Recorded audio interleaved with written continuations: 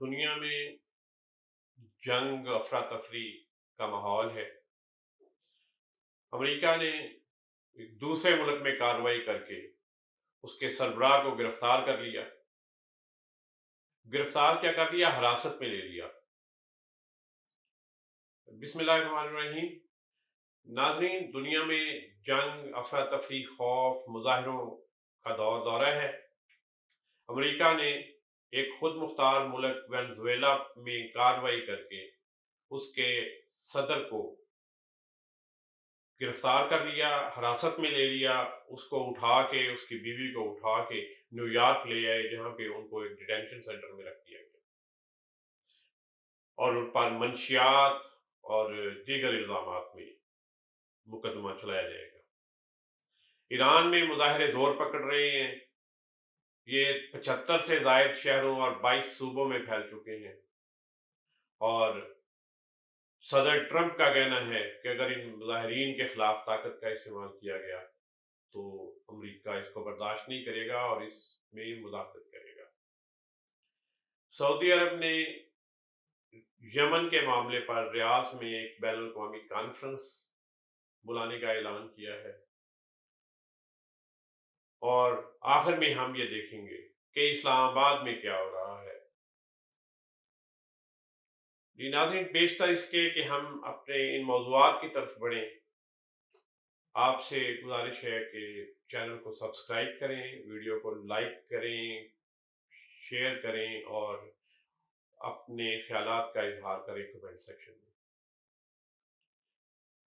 ناظرین، امریکہ نے وینزویلا میں، جو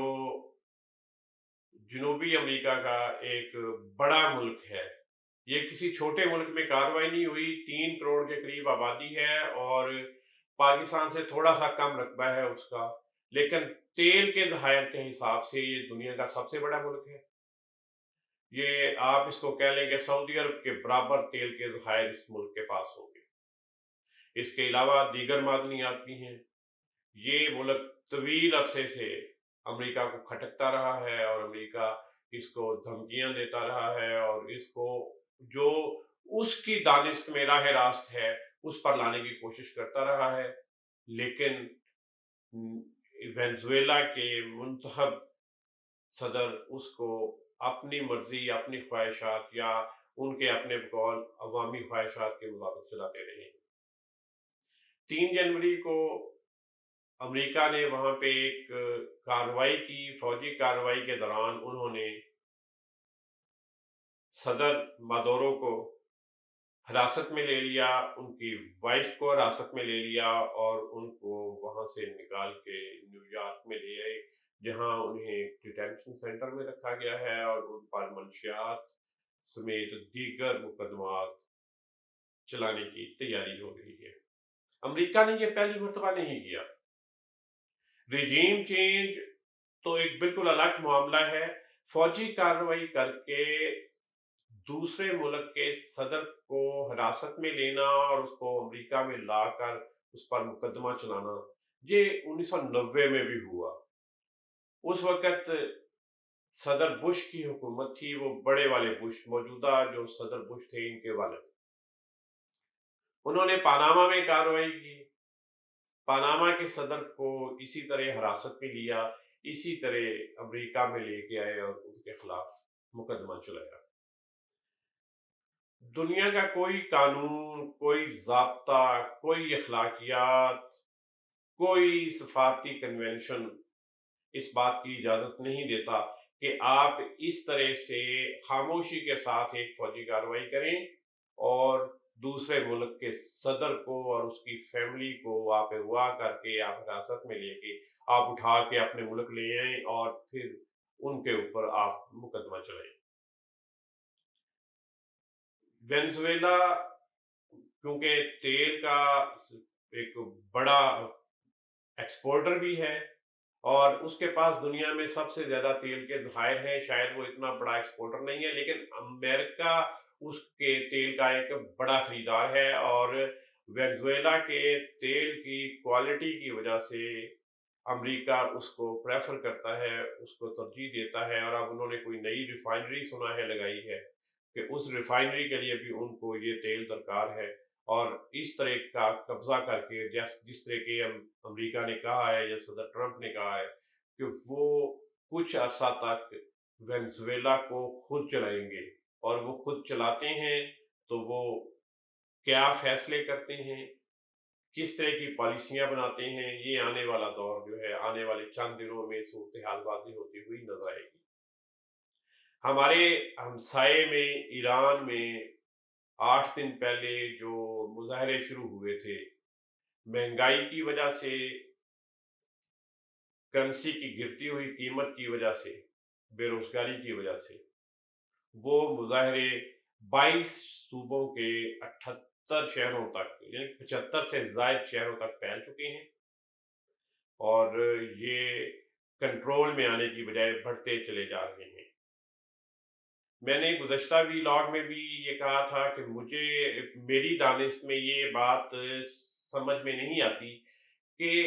یہ اتنی بڑی سطح کے اور اس طرح کے مظاہرے کسی بیرونی ہوا کے بغیر ہو سکیں۔ اب یہ صورتحال بھی کھل گئی ہے۔ صدر ٹرمپ نے کھلے عام یہ کہہ دیا ہے، انہوں نے سوشل میڈیا پہ باقاعدہ پوسٹ لگائی کہ یہ امریکہ مداخلت کرے گا اگر ایران نے ان مظاہرین کے خلاف طاقت کا استعمال کیا۔ لیکن ابھی تک کوئی 20 کے قریب لوگوں کے ان مظاہروں میں ہلاک ہو جانے کی اطلاع ہے، بہت سے زخمی ہوئے ہیں، حالات کنٹرول سے باہر ہو رہے ہیں۔ ہم دعا کر سکتے ہیں، ہمیں خواہش کر سکتے ہیں کہ ہمارے ہمسایہ ملک میں اس طرح کی صورتحال پیدا نہ ہو کہ جو کنٹرول سے باہر ہو رہے ہیں، کیونکہ وہاں پہ اگر حالات زیادہ ہوں گے تو لامحالہ اس کے اثرات ایران کے ہمسایہ ملکوں پر بھی ہوں گے، اور جو قطعاً اچھے نہیں ہوں گے۔ سعودی عرب اور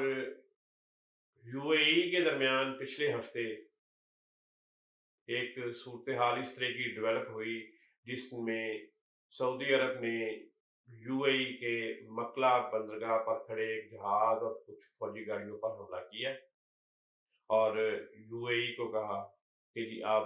فوری طور پر 24 گھنٹے کے اندر اندر وہاں سے اپنی تمام تر حمایت، خاص طور پہ جو فوجی حمایت یمن کے کچھ گروپوں کو حاصل ہے، اس کو واپس لیں۔ یو اے ای نے فوری طور پر اس سارے معاملے سے الگ ہونے کا اعلان کیا۔ انہوں نے کہا کہ ہمارے وہاں پہ کوئی فوجی مقاصد نہیں ہے، نہ ہم کسی کو اسلحہ اور اس طرح کی چیزیں مہیا کر رہے ہیں۔ جی ناظرین، اب سعودی عرب ریاض میں اپنے دارالحکومت میں ایک بین الاقوامی کانفرنس کرنے جا رہا ہے یمن کے معاملے پر، اور پاکستان سمیت بہت سے ملکوں نے اس آئیڈیا کی حمایت کی ہے کہ بالکل اس معاملے پر کھل کے ڈسکشن ہونی چاہیے اور اس کو امن کی طرف لے جایا جانا چاہیے۔ امید کی جانی چاہیے کہ آنے والے دنوں میں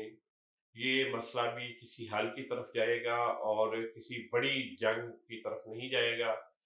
کیونکہ یہ خاص طور پہ باعث تشویش ہے کہ 2 عرب ہمسایہ ملک سعودی عرب اور یو اے ای اس معاملے پر آمنے سامنے ہیں، اور پاکستان جیسے ملکوں کے لیے اس میں کسی بھی ایک ملک کا ساتھ دینا شاید بہت مشکل ہوگا، کہ اس میں پاکستان سفارتی طور پہ شاید دونوں میں سے کسی ملک کو انکار نہیں کر سکتا، اس کی مخالفت نہیں کر سکتا۔ یہ بالکل بری طرح پھنسنے والی بات ہے، اور امید کرتے ہیں کہ اس معاملے کا کوئی نہ کوئی بہتر حل نکلے گا۔ یہ ناظرین، اب ہم آتے ہیں اپنے لوکل معاملات کی طرف۔ اسلام آباد میں کیا ہونے جا رہا ہے؟ اسلام آباد میں پچھلے ہفتے کے آخر پہ بلدیاتی الیکشن ملتوی کرنے کا فیصلہ کیا وفاقی کابینہ نے۔ فیصلہ بھی کچھ اس طرح کیا کہ جو قانون موجود ہے اس قانون کو ہی ختم کر دیا اور نیا قانون لانے کا فیصلہ کیا۔ بلدیاتی نظام کا وہ سسٹم جو اس وقت پنجاب میں منظور ہوا ہے، اسی کا ماڈل اسلام آباد میں لانے کا فیصلہ ہوا، اور یہ فیصلہ اس وقت ہوا جب 15 فروری کے لیے الیکشن کا اعلان ہو چکا تھا، کاغذات نامزدگی جمع ہو چکے تھے، یعنی کہ آدھے میں جا کے جب یہ مرحلہ، یہ سفر طے ہو چکا تھا، تو اس کو روک دیا گیا اور اس کو ختم کر دیا گیا۔ اب وہ لوگ ہیں بہت سے جنہوں نے بطور کونسلر، بطور اس کے الیکشن لڑنے کے لیے، یونینز کے سربراہان کے، یونین کونسلز کے الیکشن لڑنے کے لیے کاغذات نامزدگی جمع کرا دیے تھے، اس کے ساتھ پیسے بھی ظاہر ہے کہ جمع بھی کروانے ہوتے ہیں۔ اب نیا سسٹم آ رہا ہے تو وہ سارے کا سارا پیسہ بھی اور وہ کاغذات نامزدگی وہ سارا کدھر گیا، اس حوالے سے ابھی تک کسی طرح کا کوئی فیصلہ نہیں ہوا، نہ کوئی وضاحت آئی ہے کہ وہ ان لوگوں کو پیسے واپس کیے جا رہے ہیں یا نہیں کیے جا رہے، یا وہی کاغذات نامزدگی آئندہ بھی یونین کونسلوں کی سطح پر قابل قبول ہوں گے۔ لیکن اگر یونین کونسلوں کی تعداد تبدیل ہوتی ہے، جس طرح یہ کہا جا رہا ہے کہ شاید 3 اس کے حصے کیے جا رہے ہیں، جو 3 قومی اسمبلی کی سیٹیں ہیں ان کے نیچے 3 ٹاؤن بنائے جا رہے ہیں اسلام آباد کے اندر، اور ان میں پھر نئی یونین کونسلز بنے گی۔ بہرحال یہ آرڈیننس آئے گا تو پھر صورتحال واضح ہوگی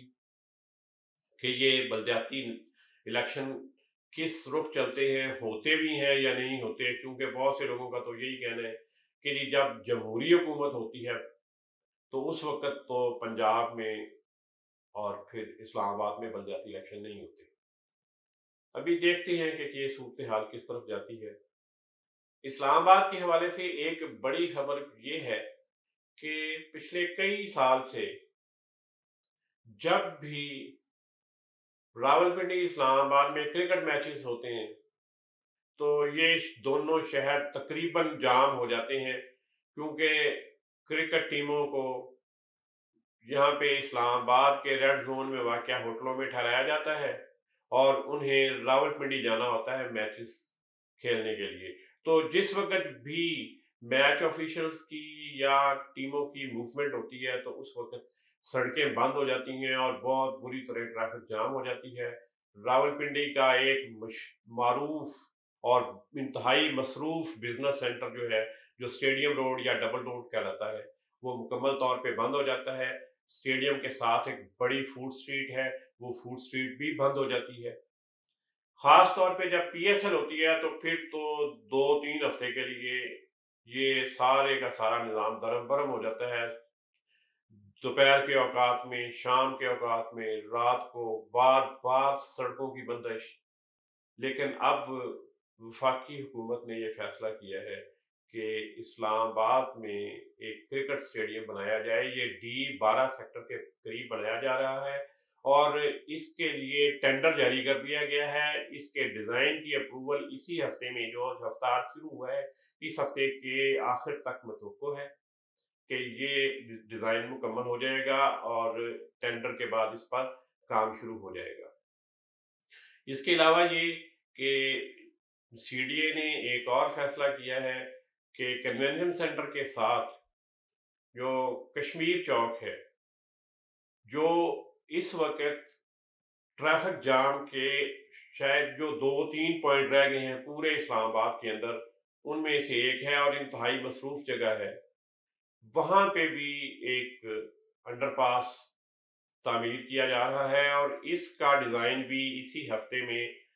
مکمل ہونے کی توقع ہے۔ یہ ڈیزائن منظور ہونے کے بعد اس پر بھی کام شروع ہو جائے گا اور پھر شاید سارے کا سارا شہر جو ہے وہ عملی طور پر سگنل فری ہونے کے ساتھ ساتھ ٹریفک جام فری بھی ہو جائے گا۔ امید کرنی چاہیے کہ یہ چیزیں اچھائی کی طرف، بہتری کی طرف چلیں۔ بہت شکریہ۔